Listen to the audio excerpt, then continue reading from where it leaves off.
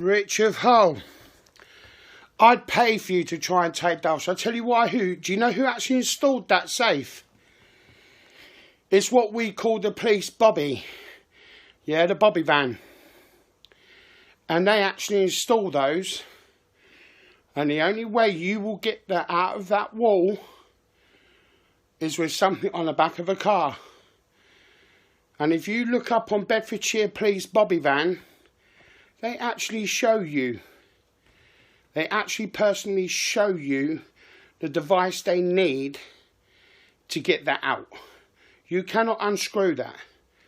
Because they're like bolts that once they go into the wall, on the opposite side of those bolts, they flip out with spikes. Now that ain't a normal brick wall there. That's actually stone. That is actually in stone. It took the officer an hour and a half just to drill an inch hole. Then when he put the special kind of bolts in, yeah, which don't screw in like that, he had a machine. And when he pressed the button, it goes boom like that and shoots the bolt into the wall. And when he shoots that bolt into the wall, they go like that on the inside, and there's spikes, so you can't pull that back out the wall. The only way you will get that safe off that wall is you need the back end of a vehicle to rip that. And if you do that anyway, you pull the whole foundations of the house down with it. That's the whole point. Now, whoever your dopey fucking viewer said, oh, well, they're just cheap bypass. No, you can't. Because the moment anyone enters the code wrong twice, the alarm goes off, a silent alarm. Yeah. Now, I've got my own personal safe.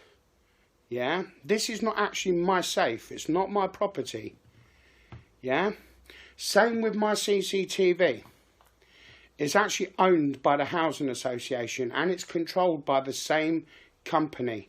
Now, the moment that safe is activated or tampered with in any way, the silent alarm goes off. It gives you about 30 seconds to get what you need and get the fuck out of here. Now, I can actually show the police station if you want, but we've actually got a new state-of-the-art police station just opened up now, because the reason is, at the end of this year, Lidlington will no longer be Lidlington anymore.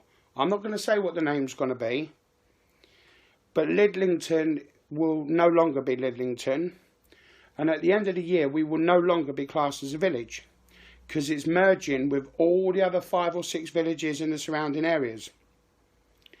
That's why they've now opened it up as a 24-hour 365 police station. So you can look that up as well. But yeah.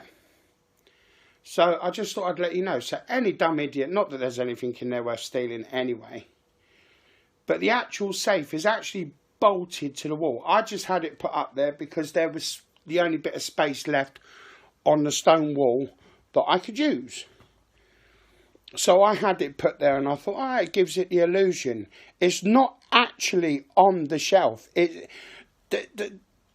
gap is so professionally done that it looks like it's sitting on the shelf. It's not actually sitting on the shelf. It is so minute. It's about 0.0.0 of a mil gap. You could literally only just put a slice of paper through it. That is how thin that gap is. It looks like it's sitting on the shelf, but it's not. It's actually floating. But I use that space because it's the only space left really from that stone wall for it to go on. But that is actually a stone wall. Yeah? Not brick, not breeze block. It's actually a stone wall. Because that is actually the centre, the very centre of the bungalow.